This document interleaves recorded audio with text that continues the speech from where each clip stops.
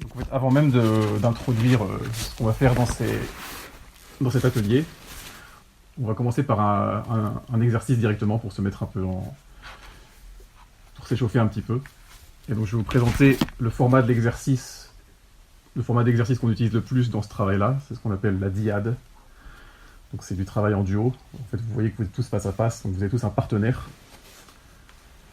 Un bref historique de cette technique, en fait, ça date de l'époque zen. À l'époque, peut-être 14e siècle, il y avait un maître zen, Rinzai, qui s'est rendu compte que quand ces moines contemplaient, ils avaient tendance à s'endormir, ils étaient assis toute la journée face à un mur, et il s'est dit que s'ils les mettaient face à face, ils allaient rester un peu plus réveillés.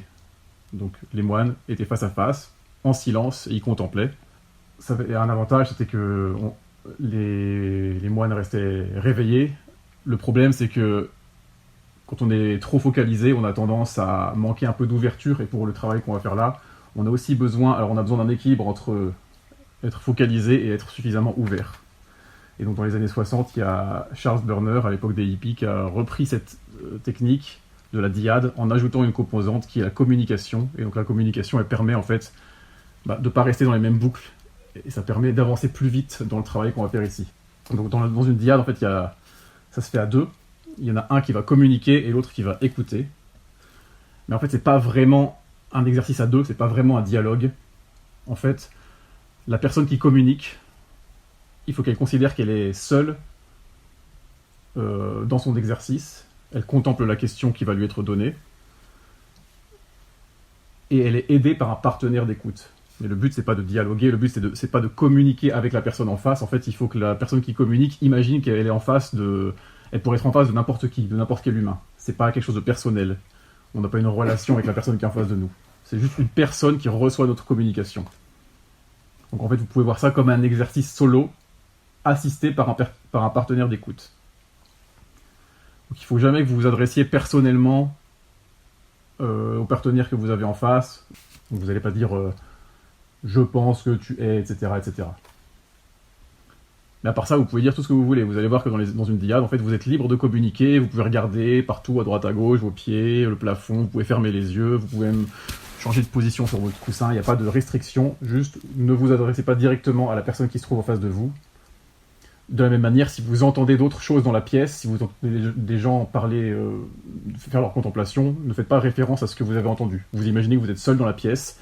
Alors vous allez entendre des choses, il y a peut-être des choses des fois qui vont vous faire rire, qui vont vous faire réagir. Si ça se produit, c'est comme ça, c'est pas grave. Mais le but, c'est d'imaginer qu'on est seul face à un partenaire d'écoute. Donc ça, c'est le communicateur. Donc, à tour de rôle, vous serez communicateur et partenaire d'écoute. Quand on est partenaire d'écoute, le but, c'est de recevoir la communication de l'autre personne. Pour bien recevoir une communication, c'est simple, il suffit de ne pas réagir. Ni positivement, ni négativement. Faire oui avec la tête, ça envoie un signal à l'autre, ça lui dit « j'apprécie ce que tu me dis ». Mais en fait, c'est pas une aide de faire ça. Parce que quand on arrête de faire oui avec la tête, l'autre se dit « ah tiens, la personne en face arrête d'acquiescer, du coup, ce que je suis en train de dire ne lui plaît pas ». En fait, votre but en tant que partenaire d'écoute, c'est d'être le plus neutre possible, de ne pas réagir et juste de recevoir la communication. Donc à l'extérieur, vous ne montrez aucune réaction, et à l'intérieur, efforcez-vous aussi de ne pas juger. Ne prenez pas ça de manière personnelle, vous recevez ce qui vous est dit. En fait, essayez de vous voir comme quelqu'un qui rend un service à l'autre. Et le fait de rester stoïque et de juste regarder l'autre dans les yeux, sans bouger, c'est un grand service que vous lui rendez. Donc on va faire un premier exercice de ce type-là. Les A vont être les premiers à communiquer, les B vont être des partenaires d'écoute. A, communiquez à votre partenaire ce que vous attendez de cet atelier. Voilà, vous avez un peu découvert le format de la diade, donc c'est un petit peu intimidant. Regarder quelqu'un dans les yeux, on n'est pas habitué, mais vous allez voir, on s'y habitue assez vite. Je vais vous présenter ces ateliers. Moi, je m'appelle Corentin. Il y a quelques années, j'étais en thèse, ici même, à Grenoble. Si j'ai choisi de faire de la science, c'est parce que j'ai toujours été intéressé par l'idée de comprendre le fonctionnement du monde. Quelle science? Physique. Alors, la science, c'est quelque chose de très puissant pour expliquer notre monde objectif, ça fonctionne très bien, mais j'étais quand même pas très satisfait de la manière dont la science explique le monde subjectif. En fait, elle l'explique pas vraiment. Alors, quand je parle d'expliquer le monde subjectif, je parle pas de choses complètement folles, je parle juste du fait de choses très simples en fait, a priori. Le fait d'être ici, d'avoir cette expérience, de voir ce que je vois, juste le fait d'exister en fait, ça c'est des thématiques qui sont pas du tout traitées par la science. Alors je me suis un peu intéressé à la spiritualité à ce moment-là, mais en fait je suis tombé aussi face à plein de mythes et de dogmes. En fait c'était pas si différent que les mythes et que les dogmes que je trouvais dans le monde scientifique. Une autre saveur de mythes. Et j'ai continué à chercher et je suis tombé sur Peter Ralston qui donne des enseignements dans le domaine de la spiritualité. D'ailleurs, lui, il parle même pas de spiritualité, il parle de travail sur la conscience, consciousness work. Il n'y a pas trop de mots en français, on va dire travail sur la conscience. Et j'ai beaucoup aimé son approche qui est très pragmatique, qui est pas du tout, justement, il y a aucun dogme. Il n'impose aucune croyance, il invite les gens à faire l'expérience par eux-mêmes de certaines choses. Et donc j'ai creusé là-dedans, j'y suis allé en 2017, j'y suis retourné en 2018 pendant plusieurs mois, je suis même retourné récemment. Donc je suis sans cesse en train d'apprendre le travail sur la conscience et puis aussi de me faire ma propre expérience. Et aujourd'hui, je suis là pour je vais vous transmettre des choses que j'ai apprises, des choses qui m'ont inspiré. Pour moi, c'est aussi l'occasion, c'est un peu un test en fait, c'est l'occasion d'approfondir mon travail. Puis vous, je pense que vous pouvez aussi apprendre quelque chose. Donc voilà, soyez indulgents et puis surtout faites-moi vos retours, et même vos retours négatifs. Surtout vos retours négatifs. Ça m'aidera beaucoup. Donc qu'est-ce que le travail sur la conscience ? Il n'y a pas vraiment de définition précise. Moi, je peux vous expliquer la vision que j'en ai. Je vois dans le travail sur la conscience, je vois deux principes qui seraient complémentaires. Le premier principe, c'est l'idée de chercher ce qui est vrai. C'est quelque chose qui est vrai pratiquement de manière impersonnelle, c'est-à-dire pas vrai parce que ça me plaît, pas vrai parce que ça m'intéresse, parce que même la science, en fait, on dit la science, c'est la recherche du vrai. Et c'est vrai qu'en théorie, la science, c'est la recherche de l'objectif, du vrai. Mais en fait, il y a beaucoup d'intérêt dans la science. Quand on fait de la science, on va vouloir chercher dans des directions qui nous intéressent, dans des directions qui nous semblent utiles, qui nous semblent pratiques. Le travail sur la conscience, c'est vraiment chercher le vrai juste parce qu'on veut le vrai. Il n'y a pas forcément d'utilité à y trouver. Et donc il faut mettre de côté ces préjugés, ces a priori. Ça c'est le premier principe, mais en fait il y a un deuxième principe qui est complémentaire à celui-là et qui est presque inverse, c'est qu'en fait c'est aussi un travail qui est 100% personnel. En fait, le but, c'est de chercher ce qui est vrai pour nous, et en fait, on est les seuls et les mieux placés pour voir ce qui est vrai pour nous dans notre expérience. Et c'est vraiment quelque chose de très puissant pour moi, cette idée que moi, juste en observant mon expérience, je peux questionner des choses, je peux découvrir des choses, je peux explorer. J'ai pas besoin de me référer à une autorité extérieure, j'ai pas besoin de forcément lire plein de livres, d'aller consulter des experts, de demander l'avis à plein de personnes. Quand il s'agit de mon expérience, je suis le premier témoin et je suis le principal témoin en fait. Si par exemple là je dis, je regarde la couverture et je dis je vois la couleur rouge devant moi. Je sais que je vois cette couleur, c'est mon expérience subjective. Et même si 1 milliard d'experts en tout genre, des médecins, des neurologues viennent me dire non, tu ne vois pas la couleur rouge, mon avis à moi seul suffit pour savoir que je vois la couleur rouge. Alors c'est peut-être une illusion, je suis peut-être dans un rêve, je suis peut-être dans la matrice, mais je sais que le fait est, je vois la couleur rouge devant moi. Et donc sur ça j'ai toute autorité. Je suis la seule et unique personne capable de trancher si oui ou non j'ai telle ou telle expérience. C'est une mentalité qui peut servir dans d'autres domaines de la vie. Juste le fait de se dire j'ai la possibilité de vraiment questionner les choses en profondeur et de ne pas me satisfaire de réponses prémâchées, superficielles, souvent biaisées, et de découvrir des choses par moi-même. Pour résumer, c'est ça. Ce que j'ai écrit ici, c'est vous êtes les premiers et les seuls témoins de votre expérience. Je vous invite donc à vous voir comme des scientifiques de votre mental. Vous êtes à la fois le chercheur et votre propre rat de laboratoire. Donc moi dans ce travail je peux que vous guider, en fait je peux pas... Il faut que l'intuition elle vienne de vous parce que c'est un travail qui est personnel, qui est subjectif. Le but de ce travail pour vous c'est pas juste d'absorber de l'information. Je vous invite à questionner activement tout ce que je propose et à tenter de faire l'expérience de tout ce que je vais vous proposer ici, par vous-même, pour vérifier si c'est vrai, parce que peut-être que je suis en train de vous raconter des sornettes, j'en sais rien. Donc allez-y, participez, posez des questions, et puis n'hésitez pas à vous confronter à toutes les affirmations que j'avance. Donc je parlais du questionnement juste avant. En fait, dans le travail sur la conscience, il y a deux aspects importants qui sont à mettre en équilibre. Il faut être à la fois très terre à terre, c'est-à-dire en fait ne croire que ce qu'on voit. C'est mon expérience, qu'est-ce que je vois? Qu'est-ce que je vois là dans mon expérience? Et donc il y a ce côté très pragmatique, très ancré dans la réalité. On n'est pas en train de faire des théories sur le pourquoi du comment, sur comment fonctionnent les neurones, sur comment tout se connecte dans ma tête. Non. Tout ce que j'ai à l'instant présent, c'est mon expérience. Soyons très carrés là-dessus. Mais en même temps, il faut balancer ça avec quelque chose qui est un peu à l'opposé, c'est le fait d'être ouvert. Parce que si je suis trop cartésien, rationnel, peut-être que je vais rater une partie de la réponse. Après tout, on ne sait pas comment fonctionne la réalité. Donc il y a ces deux aspects à équilibrer. Le fait d'être ancré dans du concret et le fait d'être ouvert à des possibilités qui peut-être nous échapperaient. Donc on va faire une première méditation qui est une méditation qui invite au questionnement. C'est quelque chose auquel on n'est pas forcément habitué. On est beaucoup habitué à avoir des réponses et pas forcément à réaliser qu'il y a beaucoup de choses qu'on ignore. Donc ça va être une méditation où vous pouvez garder les yeux ouverts, vous pouvez fermer les yeux, vous pouvez vous asseoir comme vous voulez, il n'y a pas de format particulier. Je vous invite à ressentir le poids de votre corps sur votre bassin.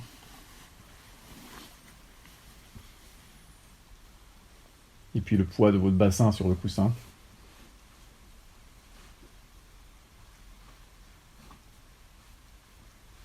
Le poids du coussin sur le sol.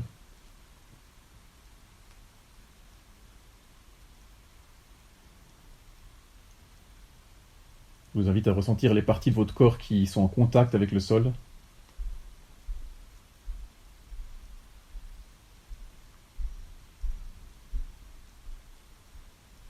Puis à remonter à partir de là doucement dans votre corps. À partir de vos pieds, de vos chevilles.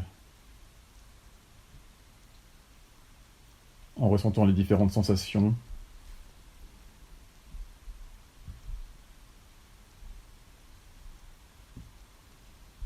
Le long des mollets.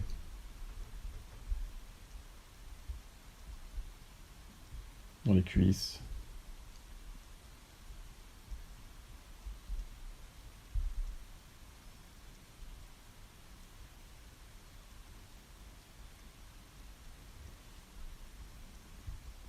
Remontez peu à peu vers votre ventre.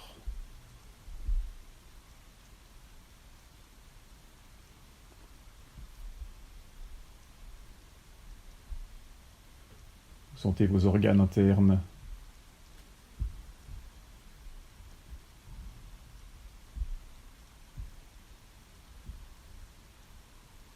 Les mouvements de votre souffle.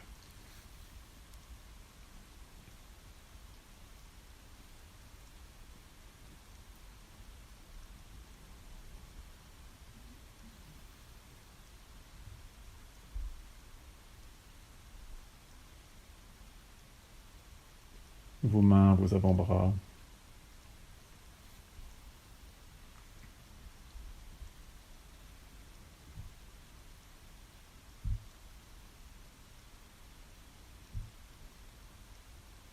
Remontez jusque dans vos épaules, dans votre nuque.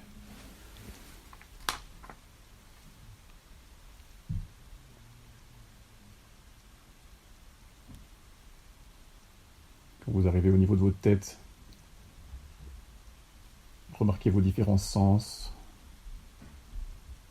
Qu'est-ce qui se produit au niveau de votre vision, que vous ayez les yeux ouverts ou fermés. Le son de ma voix dans vos oreilles.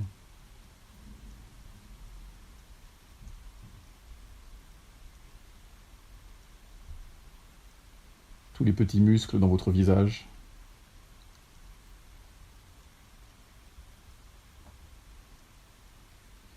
Les petits mouvements des os de votre crâne.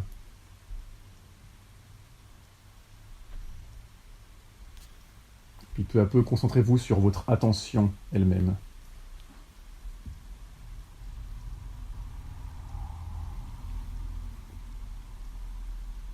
Quand une pensée ou une sensation émerge, concentrez-vous juste sur la conscience que vous avez de cet événement.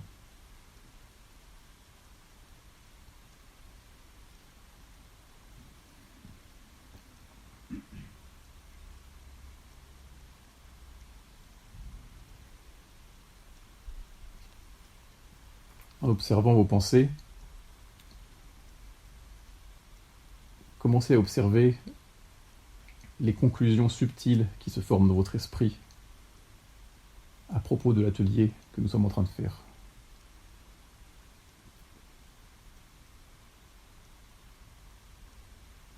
Peut-être connaissez-vous déjà ce type d'atelier.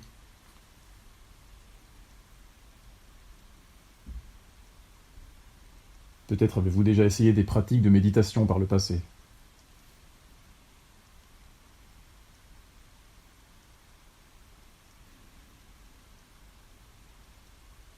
Peut-être qu'au fond, vous pensez que vous n'allez rien apprendre de fondamentalement nouveau aujourd'hui.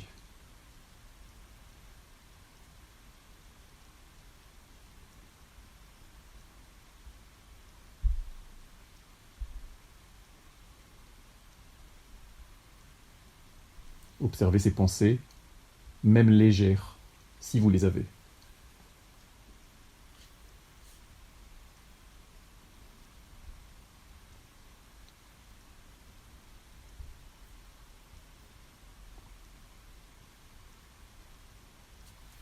Maintenant, observez dans votre expérience s'il n'y a pas quelque part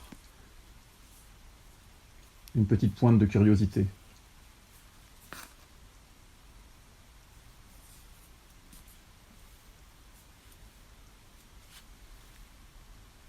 Une goutte d'interrogation, de mystère.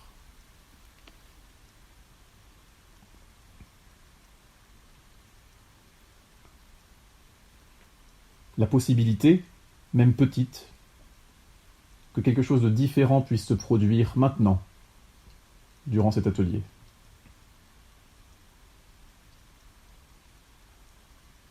Quelque chose de nouveau, de surprenant. Quelque chose d'inconnu, d'inattendu.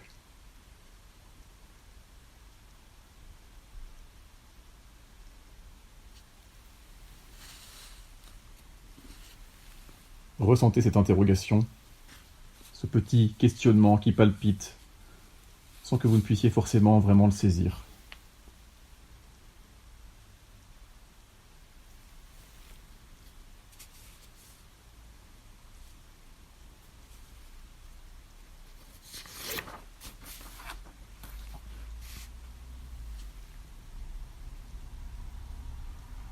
Prenez maintenant du recul et pensez à votre vie quotidienne.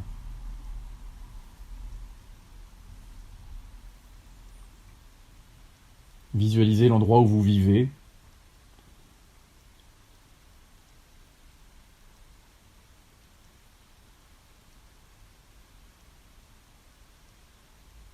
Dans cet endroit, visualisez votre chambre ou les autres endroits où vous passez le plus de temps.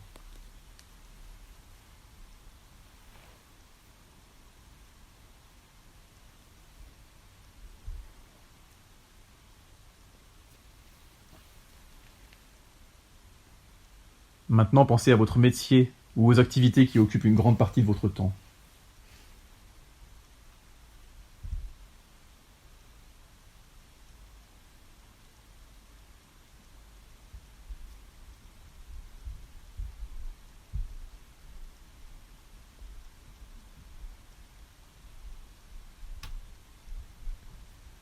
Visualisez-vous dans chacune de ces activités.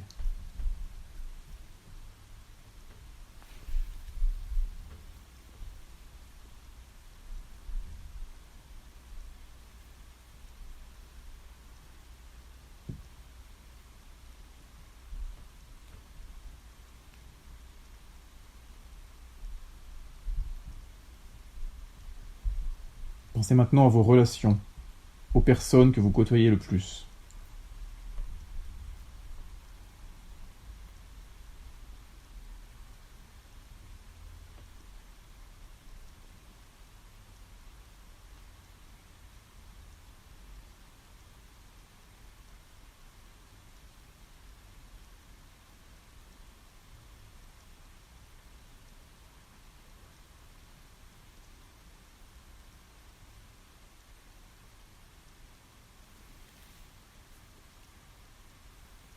Réunissez ces choses toutes ensemble et tentez de les contenir dans une sensation que vous nommez votre vie.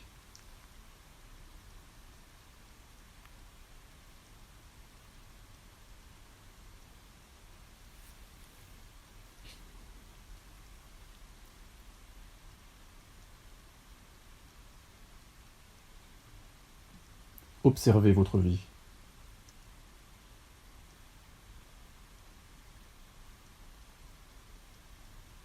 Observez s'il existe des choses que vous ignorez au sujet de celle-ci.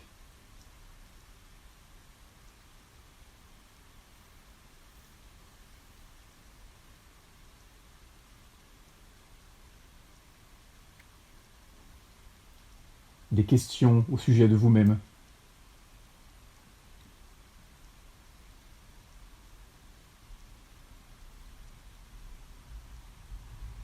Des questions au sujet du monde.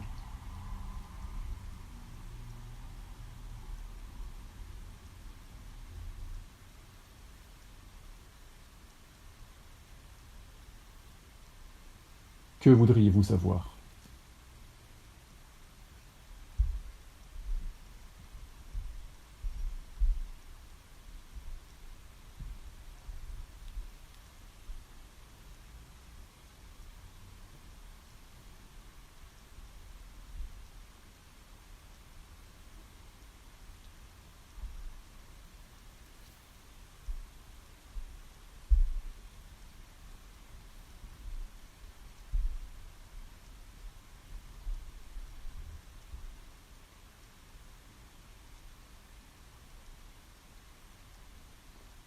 Vous pouvez terminer tranquillement votre méditation.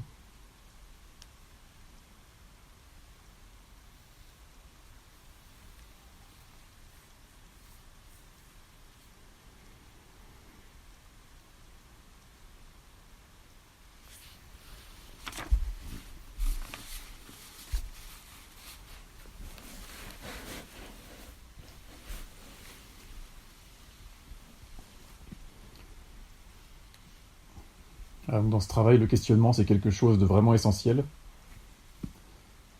C'est pas forcément le questionnement qu'on a l'habitude de faire au quotidien, parce que le but, c'est pas forcément d'apporter une réponse dans l'immédiat, mais juste déjà d'être ouvert au fait qu'on a une question.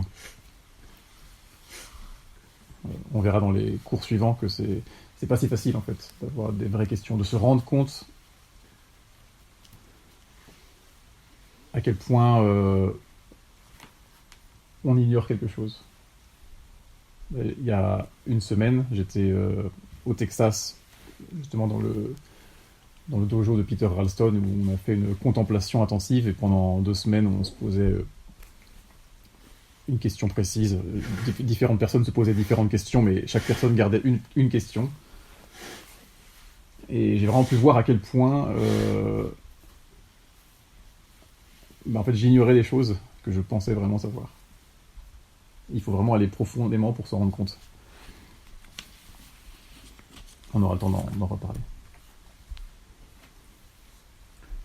On va revenir un peu sur Terre, on va refaire une dyade. Et donc on va commencer par les A à nouveau, c'est-à-dire cette rangée-là. Donc A, communiquez à votre partenaire l'histoire de votre vie, depuis votre naissance jusqu'à cet instant. Dans le travail sur la conscience, on ne se focalise pas vraiment sur le pourquoi ou sur le comment, quand on est face à un problème par exemple. Comment le résoudre, pourquoi j'ai un problème. On commence par se focaliser sur le quoi. Qu'est-ce que c'est que ça ? On observe les choses, on veut savoir ce qu'elles sont. Et peut-être qu'une fois qu'on sait ce qu'elles sont, on peut trouver comment les résoudre, ou peut-être qu'on va juste se rendre compte que c'est pas vraiment un problème en fait. En fait, la plupart des pratiques de développement personnel, ou même la méditation, elles sont plutôt conçues pour modifier notre vie ou notre expérience de vie. Ici, c'est différent, on va plutôt s'intéresser à la nature même de notre expérience. Comment fonctionne l'expérience, avant d'essayer de la changer.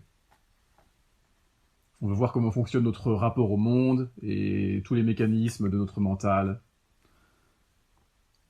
Donc le but premier, c'est pas d'essayer de changer ou de s'améliorer dans ce travail. C'est plutôt juste de chercher à voir ce qui est. Donc votre objectif, ici, ça va être de faire l'expérience de choses nouvelles, de nouvelles distinctions, de choses vraies à votre sujet, que vous n'aviez pas forcément réalisées avant. Et seulement ensuite, vous pourrez envisager de remettre certaines choses en question ou les modifier. Le maître zen dont je vous parlais tout à l'heure, Rinzai, il disait déjà ça à l'époque, il disait mettez de côté l'idée de gain ou de perte dans ce travail. Et c'est un peu un des paradoxes de ce travail, c'est que pour créer du véritable changement, il faut faire table rase de nos envies, de nos désirs, de ce qu'on attend tirer d'un atelier. La phrase que j'ai écrite ici, c'est pour véritablement tirer quelque chose de ces ateliers, il faut mettre de côté l'idée même d'en tirer quelque chose. Si on focalise notre attention sur ce qu'on s'attend à trouver, sur ce qu'on connaît, sur ce qu'on espère, sur ce qui nous semble agréable ou utile, on met de côté tout un pan de la réalité, qui pourrait être vrai. En fait, considérez juste, peut-être, que la réalité n'est pas là pour vous brosser dans le sens du poil et vous faire plaisir. Peut-être que la vérité sur tel ou tel sujet que vous allez découvrir, peut-être qu'elle n'ira pas dans le sens de vos attentes, peut-être qu'elle s'opposera à certains de vos désirs. Mais c'est de là que vient toute la force de ce travail, c'est de ne pas chercher ce qui est utile ou agréable, mais de chercher ce qui est vrai. Donc on va faire une autre diade, un peu plus courte. Je peux poser une question. Oui. Est-ce qu'il faut regarder l'autre dans les yeux quand on fait la diade et quand on communique? Alors, toi... Des fois. Non. Moi, je regarde ailleurs tout le long de la vie. Tu peux regarder ailleurs, mais le simple fait que tu saches, même de manière inconsciente, qu'il y a quelqu'un qui est là, devant toi, Okay. et qui est fixé sur ton expérience, ça t'aidera quand même à contempler. Okay. Tu sais qu'il y a quelqu'un qui reçoit ce que tu es en train de dire. Tu n'es pas en train de parler à un mur.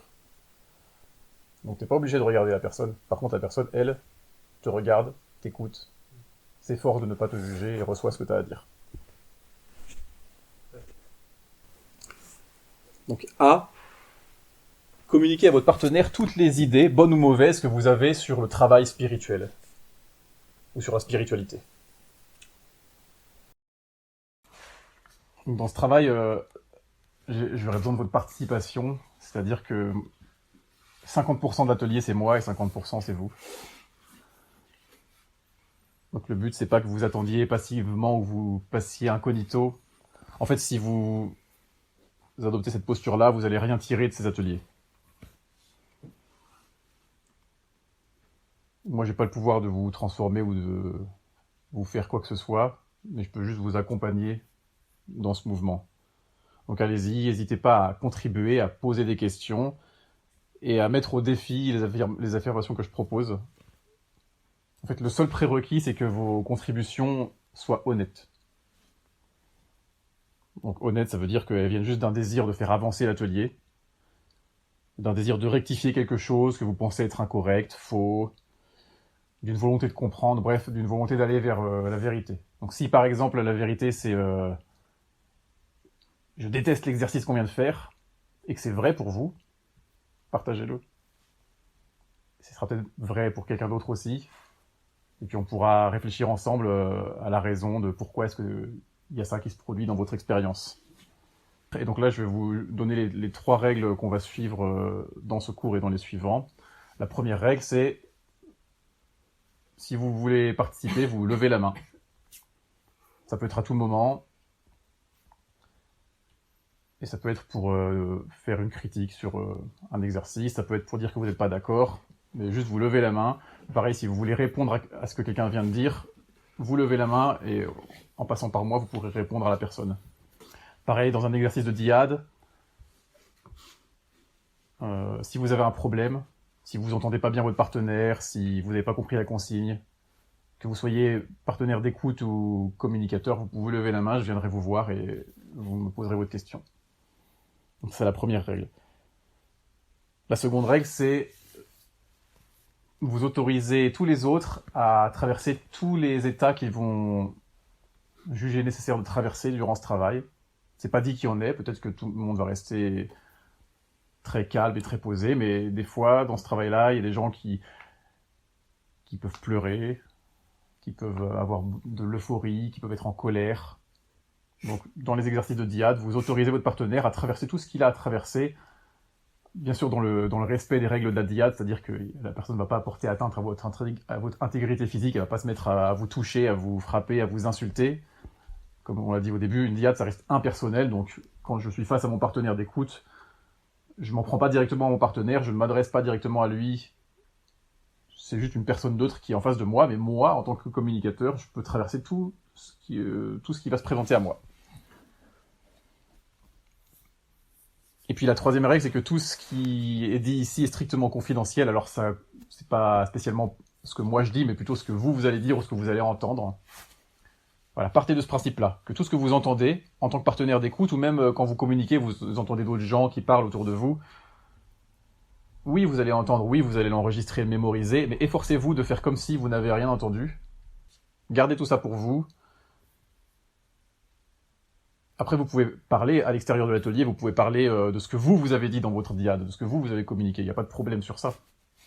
Mais partez du principe que vous n'allez pas répéter ce que vous avez entendu. Donc voilà, là on en arrive au point, on a fait toute l'introduction des cours qui sont à venir. Donc là on a utilisé la moitié du temps.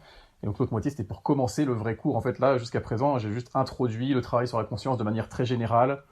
Donc tous les fonctionnements qu'on a vus ici, toutes les règles, elles vont s'appliquer dans les cours suivants. Le cours en tant que tel, c'est quelque chose qui va se découper en 4 ateliers successifs de 2 heures. Donc là, on a fait la moitié du premier. L'objectif général de ce cours-là, donc c'est un cours je me suis inspiré un peu des enseignements de Peter Raston. Lui, il fait aussi des workshops, donc des ateliers qui sont beaucoup plus longs, beaucoup plus denses. C'est une version un peu condensée, que j'ai revue, que j'ai remaniée. L'objectif que j'ai choisi pour ces 4 cours, c'est juste d'observer comment notre expérience est construite.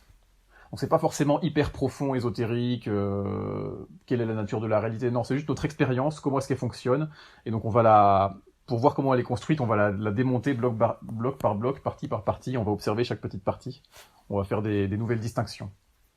Et donc la thématique du jour, dans notre expérience, c'est la notion de concept.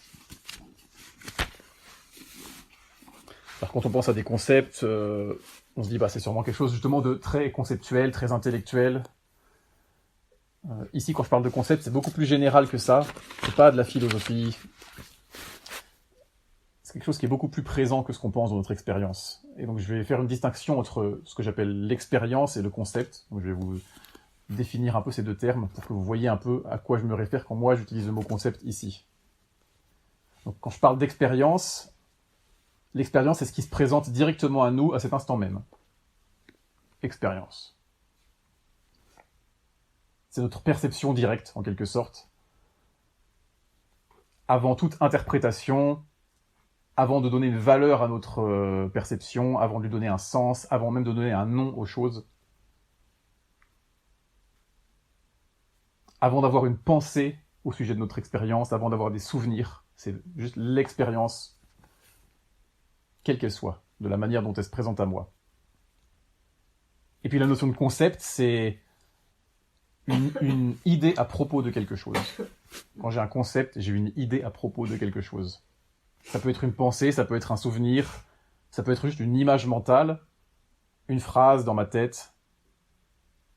Tout mot, tout jugement, toute interprétation, tout ce qu'on peut ajouter à notre expérience, c'est du domaine du concept. Déjà, le fait de dialoguer, enfin, de mettre un mot, on est dans le concept. On est dans le concept. À la différence des autres, leur méditation de zen, il n'y a pas la parole, quoi. De toute façon, là, je parle de notre expérience humaine du quotidien, c'est-à-dire en fait, les concepts font partie de notre expérience. Là, je parle vraiment de l'expérience qu'on a au quotidien. Téléphone. Le mot téléphone, c'est pas l'expérience de ça. Il y a l'expérience de ça. Ceci n'est pas une équipe. Exactement. Le Le mot téléphone n'est pas le téléphone. Faites l'expérience de quelque chose. Par exemple, moi, je vais vous montrer comment ça va être. Là, je fais l'expérience de cette feuille.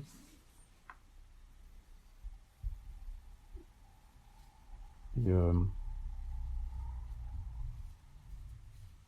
elle est légère. Donc là, j'ajoute un concept. J'ai l'expérience en tant que telle que je peux même pas décrire avec des mots, c'est juste cette expérience-là.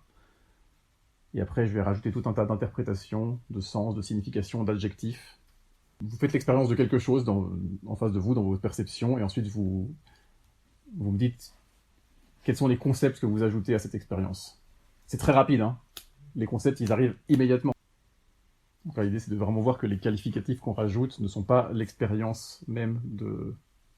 Et des fois, c'est assez compliqué. Par exemple, quand je touche le tapis, j'ai une expérience du tapis. Et très rapidement, il y a des choses qui s'ajoutent par-dessus.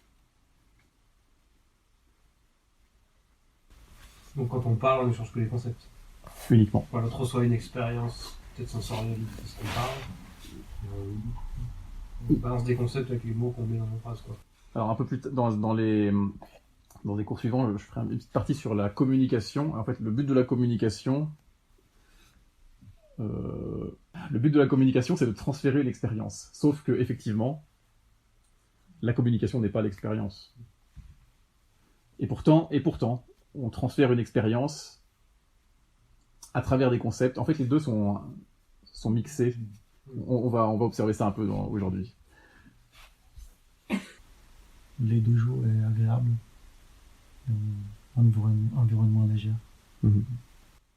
Est-ce que tu arrives à être assis ici dans le dojo et juste à recevoir l'expérience que tu reçois et à voir tous les concepts qui viennent se rajouter? Il y en a beaucoup, tu vois. Alors les concepts, il y a ça, il y a tout ce qu'on vient de faire, mais en fait c'est beaucoup plus complexe que ça. Par exemple, il y a eu l'expérience du bruit, et maintenant, c'est un concept. Immédiatement après que j'ai frappé le tatami, ça devient un concept, immédiatement. Observez l'expérience qui se transforme en concept en un instant. Il va y avoir l'expérience du bruit,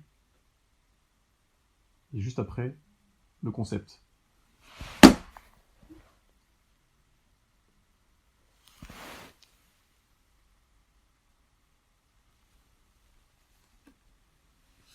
Alors il y a le concept des choses qui viennent de se produire, mais il y a aussi du concept en anticipation. Joyeux anniversaire. Ça continue. Vous voyez le... c'est plus que de la suggestion, on ne peut pas s'en empêcher. Je pourrais...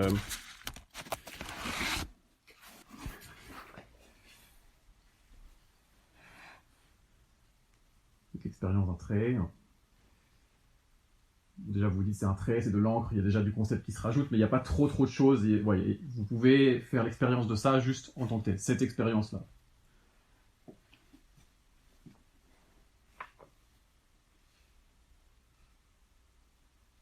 La lettre A. Et là, c'est très dur d'enlever la lettre A. Essayez de ne pas voir la lettre A. Dites-vous que c'est pas une lettre. C'est juste 3 traits sur une feuille. Même dire ça, c'est déjà du concept. Mais déjà, essayez d'enlever le concept de la lettre.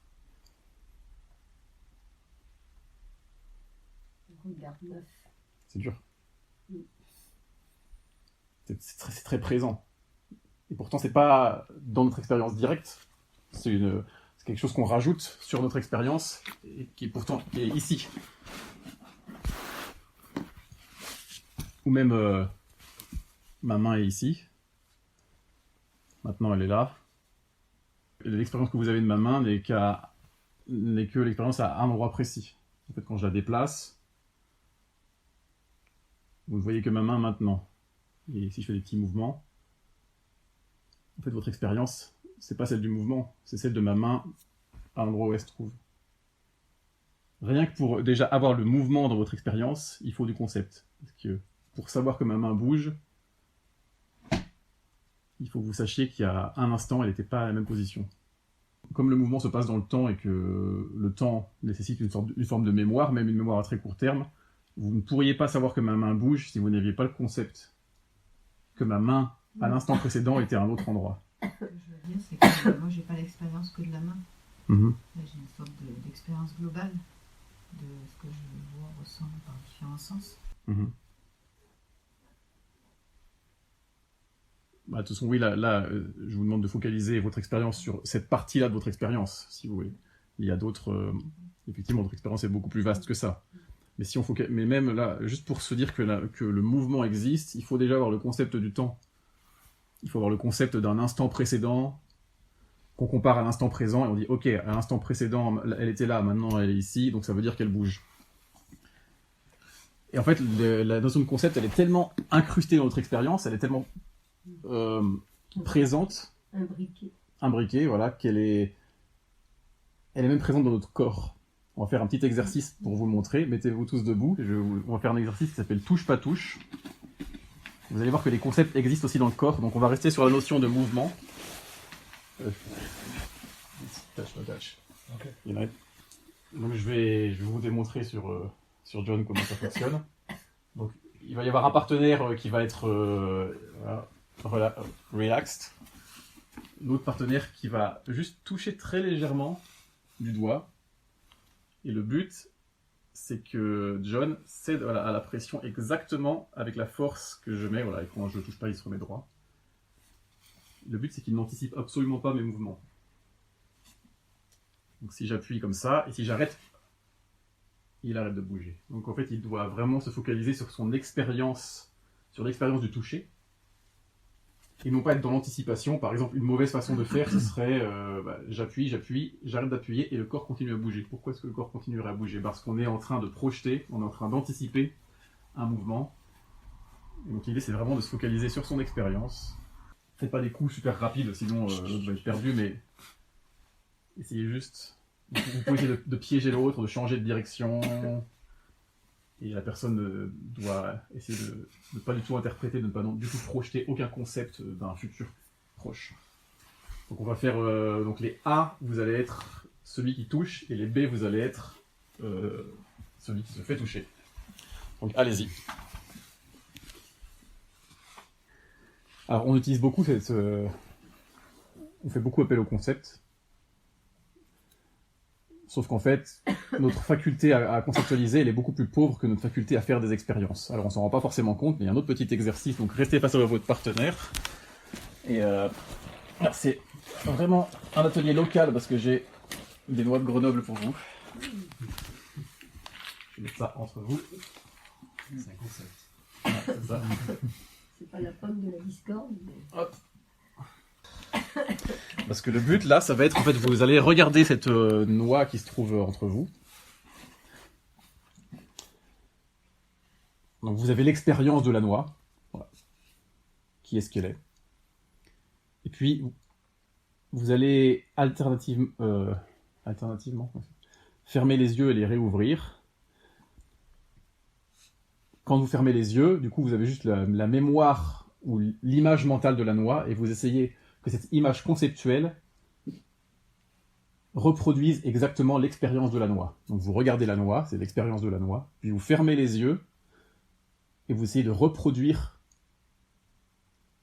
l'expérience de la noix. Et vous pouvez alterner comme ça, vous comparez votre expérience et le concept de la noix, c'est-à-dire l'image mentale. Si vous êtes très fort, le but de cet exercice, c'est qu'il n'y ait aucune différence entre le concept et l'expérience.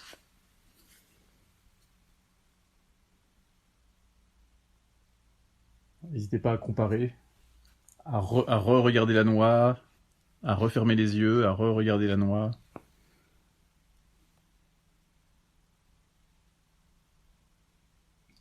Essayez de la reproduire le plus fidèlement possible.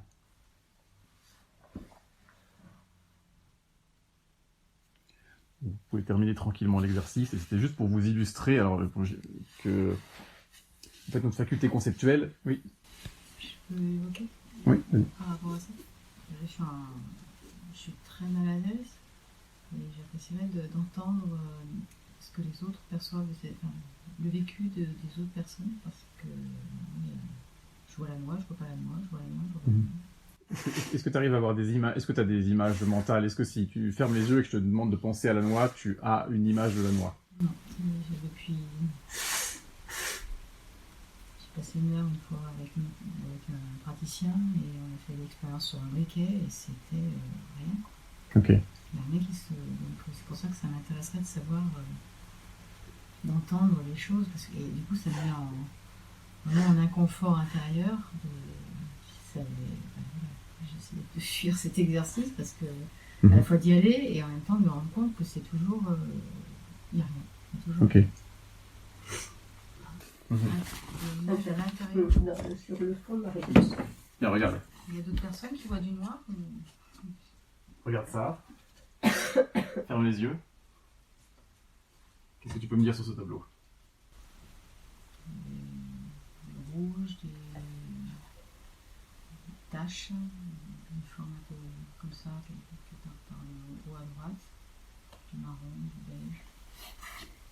Comment est-ce que tu sais tout ça? Je l'ai vu. Une perception de ces couleurs qui est arrivée à mon œil. Le souvenir que tu as de cette chose-là, prend quelle forme? C'est un souvenir. C'est un souvenir que tu regardes? Non. Comment tu le consultes? Comment je le consulte? Il existe quelque part. Oui, c'est la mémoire. Je le consulte dans la mémoire visuelle. Mais il n'apparaît pas. Est-ce que tu arrives à voir que c'est de la même nature que la vision? C'est pas de la vision, mais comme tu dis, la mémoire visuelle. En fait, alors je sais pas quelle expérience tu vis, donc je peux pas, peut-être que... En fait, là, j'ai pas forcément de réponse pour toi, mais essaye de te dire, en fait, toutes les informations que tu m'as données, tu les as tirées de quelque part. Oui. Donc tu les as observées quelque part. Elles prennent une forme quelque part. Alors, ça se pourrait que ce soit une information... tu pourrais transformer une image en information auditive. Par exemple, peut-être qu'en voyant ça, tu dis, ok, il y a un cadre, il y a un personnage rouge au milieu, il y a un cadre en bois, tu fermes les yeux, tu n'as plus l'image, mais tu as encore cette histoire qui tourne. Et donc tu peux faire appel à cette histoire, peut-être. J'ai pas l'impression que tu as fait ça. J'ai l'impression que tu es allé voir dans ton esprit comme si tu regardais une image. Non, pas d'image. J'ai très très... Et pourtant, j'ai des images de rêve. Mais je n'arrive pas à capter. J'ai quelquefois des images de rêve, mais souvent c'est des sensations. C'est pas... Ça peut prendre... En fait, les perceptions peuvent prendre différentes formes. Une chose est sûre, c'est que quand tu donnes une information à propos de quelque chose, tu as une perception de cette chose-là. Cette perception, elle peut prendre... voilà. Sûrement qu'un aveugle se rappelle de choses dans sa vie sans passer par le visuel, c'est même sûr et certain. En tout cas, il y a une perception qui va être soit auditive, soit ça peut être du toucher, des sensations, du visuel. C'est-à-dire que si je vois la noix, je ferme les yeux, je peux dire la noix, il y avait du marron, une raie au milieu, des traits fins, etc. Mais je ne vois pas quelque chose qui se dessine. Pourtant, tu arrives à en parler. Oui. Il faut dire que quelque part dans ta tête, il y a la noix. Sous une forme dont tu es consciente, mais dont tu n'es pas consciente d'être consciente. Tu vois ce que je veux dire? Tu ne peux pas parler de quelque chose que tu n'as pas dans ton expérience. Oui. Tu as ces informations, elles existent quelque part, sous une forme auquel tu as accès, mais étrangement, tu n'as pas conscience d'y avoir accès, ce qui est une possibilité. Donc en fait, voilà, c'est à toi peut-être de répéter cet exercice-là avec d'autres choses et de voir comment est-ce que tu fais pour savoir ce qu'il y a sur ce tableau si tu n'as pas d'image. Sous quelle forme est ta mémoire? Le fait est que cette connaissance, elle est bien quelque part. Tu as des souvenirs. Ouais, mais un souvenir qui prend quelle forme du coup? Comment... J'ai pas la réponse, mais la seule chose intrigante, c'est que tu dis ne pas voir d'image ou ne pas percevoir l'objet dans ta tête, et pourtant tu es capable de dire des choses dessus, donc d'une manière ou d'une autre, tu le perçois sous une forme ou une autre. Ah, mais ce que je perçois quand j'ai les yeux ouverts, après c'est la mémoire. Mais la mémoire est une perception. La mémoire est une perception. C'est partie de ton expérience. Oui.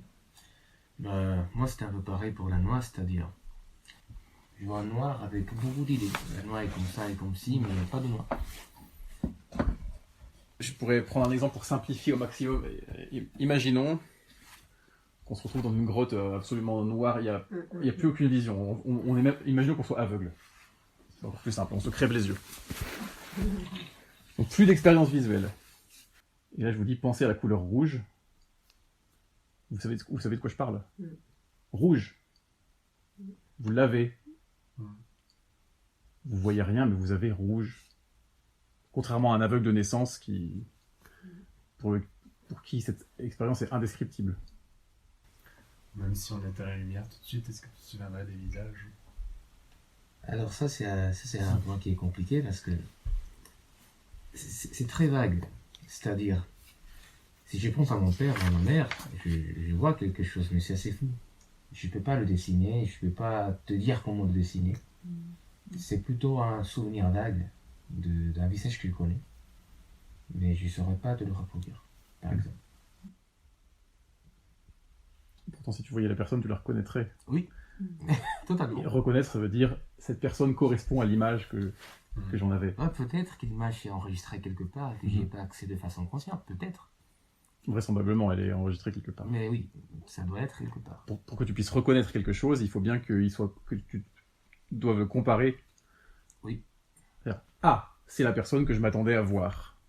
Donc c'est bien que tu avais une attente, une image, une perception quelque part Oui, de ce que tu t'attendais à voir. En tout cas, voilà, cet exercice, il était justement là pour illustrer, alors que notre faculté conceptuelle, elle est en retard par rapport à notre faculté d'expérience. C'est-à-dire, voir une noix, il n'y a aucun doute, c'est la noix. Elle est ici, elle est présente, elle est maintenant. Il n'y a pas d'effort à faire, on la voit telle qu'elle est. Et puis quand on doit la conceptualiser, tout d'un coup, ça s'effondre, c'est beaucoup plus dur. Et pourtant, on utilise des concepts sans cesse. Alors, ce qui est encore plus compliqué ici, c'est que les concepts et l'expérience, ils apparaissent généralement entrelacés. C'est difficile de séparer l'un et l'autre.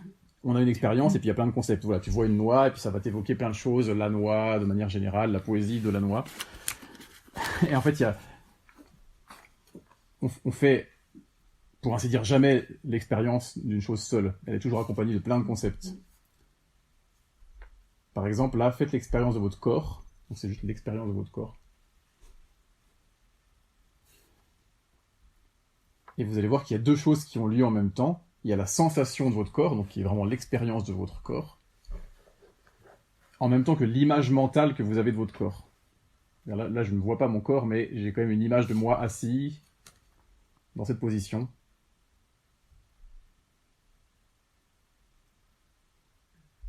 Et vous voyez que cette image, elle vient s'insérer dans l'expérience, qu'elle fait partie de l'expérience. Alors, peut-être que pour toi, un peu moins, si tu as un peu moins d'image mentale.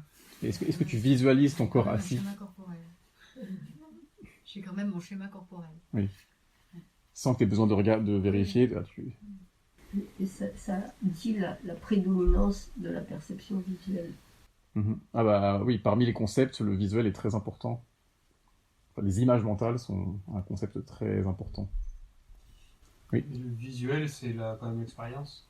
C'est l'expérience ou le concept, le visuel? Il y a l'expérience du visuel et il y a... Alors, en fait, les concepts... En fait, tout ce dont on parle ici, ça se déroule dans le domaine des perceptions. Là, je vais juste vous ouvrir... juste ouvrir une possibilité de se dire, en fait, une perception visuelle qui a lieu ici, ou alors une image mentale, c'est de la même nature. C'est pas exactement la même chose, mais tout ça, c'est du visuel. Donc, en fait, le visuel, il peut être utilisé pour des concepts ou pour de l'expérience pure. Pareil pour de l'audio, voilà, on peut avoir une mémoire d'un son. Par exemple, si j'ai mon dialogue interne dans ma tête, si je me parle à moi-même, il n'y a pas vraiment de son qui arrive dans mes oreilles. Pourtant, la forme que prend mon dialogue interne, quand je me parle à moi-même, c'est auditif. Souvent, dans le cerveau, c'est un peu les mêmes zones qui sont agitées. J'imagine. Et en plus, on se situe... Voilà, quand je me parle à moi-même, en fait, essayez, on va faire ça 15 secondes après. Vous parlez à vous-même et vous essayez de voir où se situe la voix. Quand vous parlez à vous-même, vous allez voir, c'est souvent au niveau de vos oreilles, en fait. Enfin, c'est pas une voix qui serait là-bas, dans le bâtiment. Non, ce serait... Allez-y, pendant 15 secondes, parlez-vous dans votre tête et essayez de voir où a lieu ce son.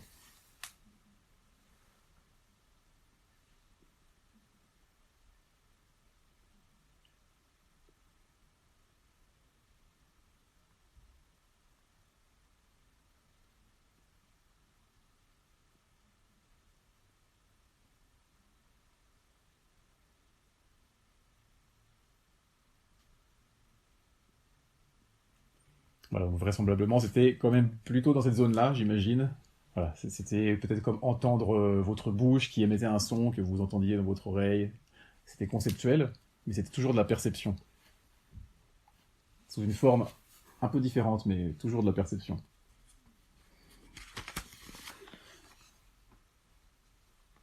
Et maintenant, je vais vous proposer une nouvelle distinction, une nouvelle possibilité. Ce serait le fait de percevoir les choses pour elles-mêmes. C'est-à-dire sans chercher à savoir ce qu'elles représentent pour vous. Sans leur donner une utilité, une valeur. Juste la pure expérience de la chose en tant que telle. C'est très dur. Par exemple,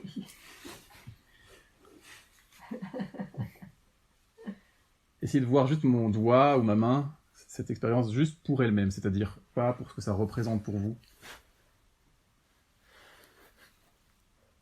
Juste ça. Sans interprétation, bien, mal. Même sans lui donner un nom. C'est pas un bras, c'est pas un doigt d'honneur, c'est même pas un doigt, c'est même pas une main, c'est juste ça.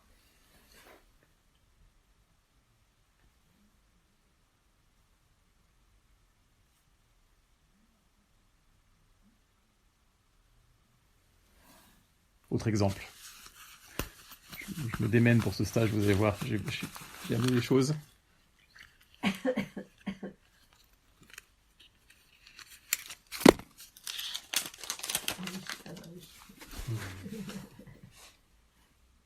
Chez Peter Raston, ils sortent le pistolet automatique, ici on n'a pas le droit. J'en ai pas. Mais voilà, ça, c'est un objet qui a une certaine charge. Essayez de le voir, essayez de juste voir cette chose sans toute la symbolique qui est attachée à ça. Sans la valeur que ça a. Pourtant, si je vous le mets dans la main et que je te dis tu peux partir avec, c'est pas juste l'expérience de ça dans votre main, c'est toute une symbolique attachée à ça, toute une valeur. Et c'est puissant. Et c'est présent. Vous voyez 50 € par terre, vous voyez 50 € par terre. C'est pas juste une expérience d'un objet coloré, non. C'est 50 € par terre. Une journée de travail au SMIC. Voilà, je vais le laisser là quelques instants et essayer de faire l'expérience de cet objet. Donc c'est la distinction que j'ai proposée juste avant, donc que j'ai appelée voir la chose pour elle-même. Vous la regardez, je ne sais pas s'il y a assez de lumière, vous me dites. Vous essayez de le voir pour lui-même, juste l'expérience de ça.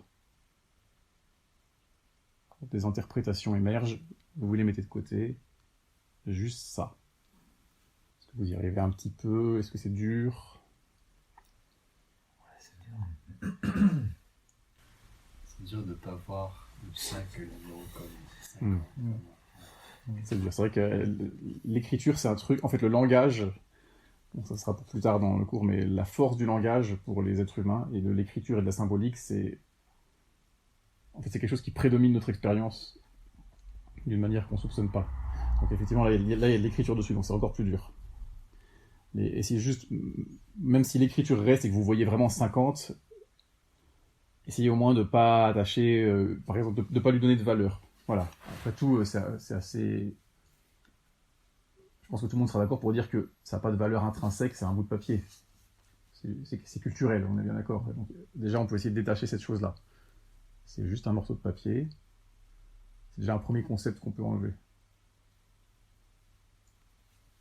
Quand vous faites ça, observez ce qui change votre expérience.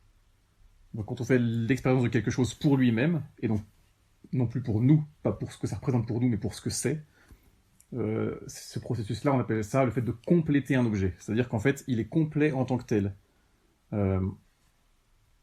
Il s'agit juste de ça. Il n'y a rien à lui ajouter, rien à lui retirer. Il existe pour lui-même, en tant que tel, hors du domaine de ce que ça peut représenter pour nous. On complète. Donc faites cet exercice avec ça, et puis regardez aussi autour de vous dans la pièce, vous prenez des objets, en plus ils sont beaucoup plus neutres, là, les objets qu'il y a là, ils sont moins chargés, et vous essayez juste de les voir pour eux-mêmes. Voilà, si je regarde l'interrupteur, je suis pas en train de me dire ça sert à allumer la lumière, c'est en plastique. Je fais juste cette expérience-là sans rien rajouter. Alors, regardez un peu autour de vous, faites le tour et complétez différentes choses autour de vous.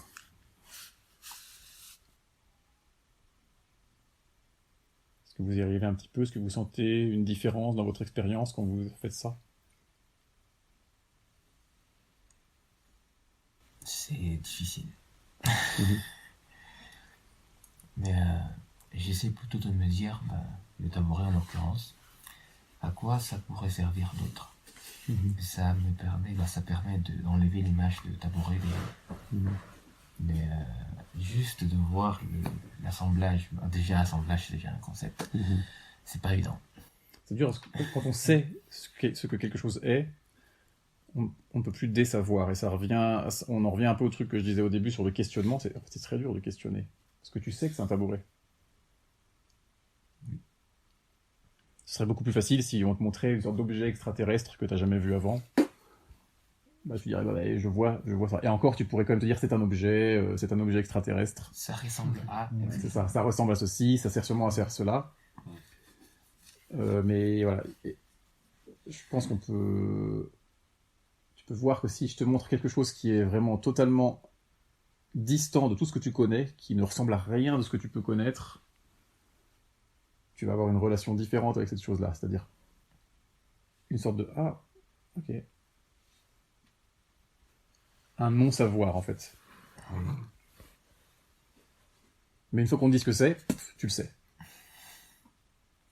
C'est un mixeur à mangue de Vénus. Ok, tu sais ça. Par contre, tu peux plus enlever le fait que c'est un mixeur pour des mangues de Vénus.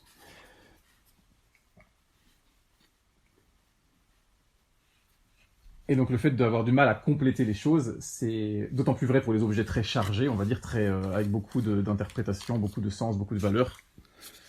Et c'est encore plus vrai dans le domaine le plus chargé chez les humains, c'est le domaine social. Juste avant, tu as dit avoir du mal à compléter ou avoir du mal à ne pas compléter. Je sais plus ce que c'était que ma phrase, mais en gros, le sens de ma phrase, c'est difficile de compléter. C'est-à-dire, c'est difficile de voir les choses pour elles-mêmes. Ah, ok, moi j'avais compris à l'envers, le sens de Ok. compléter en fait. Compléter, ça veut dire que tu vois la chose, en fait, tu la... T'as le minimum de concepts. C'est le minimum, voilà. Tu vois la chose en tant que telle, comme une chose complète, il n'y a pas besoin d'y rajouter encore des choses. D'accord, moi je pensais que compléter, c'était justement mettre tous les concepts. D'accord. Ok. Non, c'est la chose comme une chose complète, avant d'y rajouter des choses, avant de... Ouais, elle est déjà complète. C'est ça. Il y a pas Elle de- existe, elle est juste là. Il n'y a rien à rajouter, rien à enlever, c'est juste ça. C'est complet. Parce que quand tu commences à rajouter des concepts, en fait, tu peux en mettre à l'infini. Oui, c'est jamais complet. C'est jamais complet.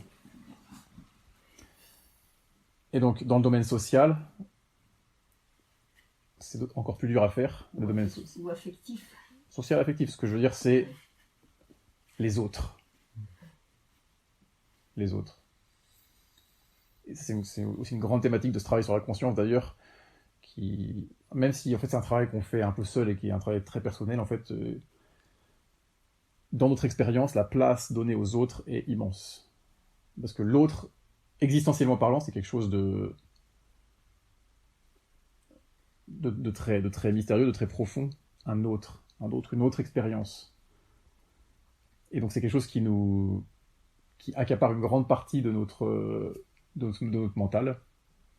Et on va y attacher beaucoup d'interprétations, de valeurs. Donc on va faire une diade sur ce sujet. On va bientôt arriver vers la fin de l'atelier. Asseyez-vous face à votre partenaire et pour l'instant, vous agissez tous les deux comme des partenaires d'écoute. Donc vous regardez votre partenaire dans les yeux.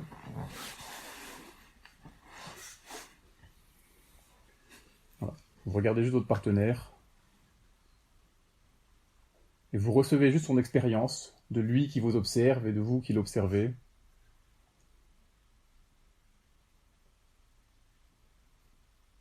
Il n'y a pas besoin d'échanger de mots. Vous faites juste l'expérience de votre partenaire. Et vous essayez de reproduire l'exercice qu'on faisait avant, c'est-à-dire de compléter. Essayez de compléter votre partenaire, c'est-à-dire de le voir pour lui-même.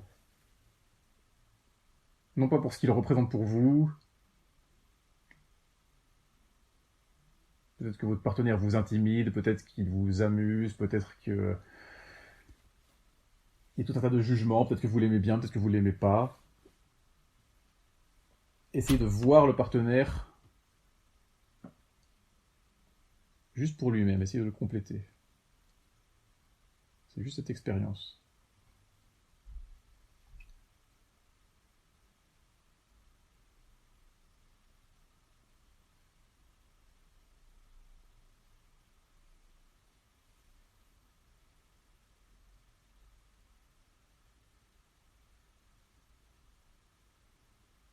Des fois, il y a des jugements qui ressurgissent, des interprétations qui ressurgissent. Observez juste ça. Observez que ça fait partie du monde conceptuel.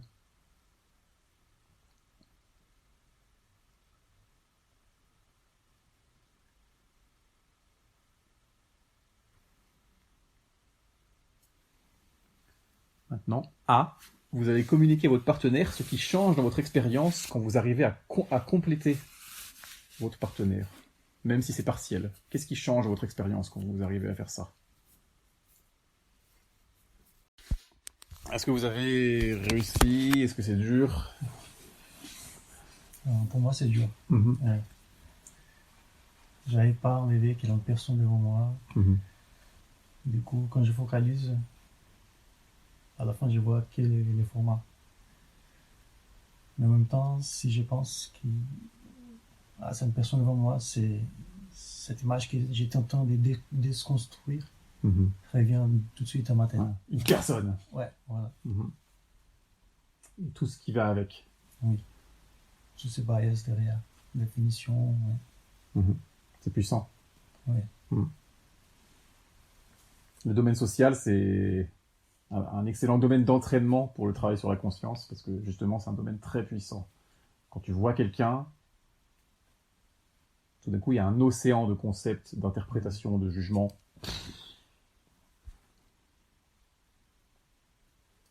Voilà.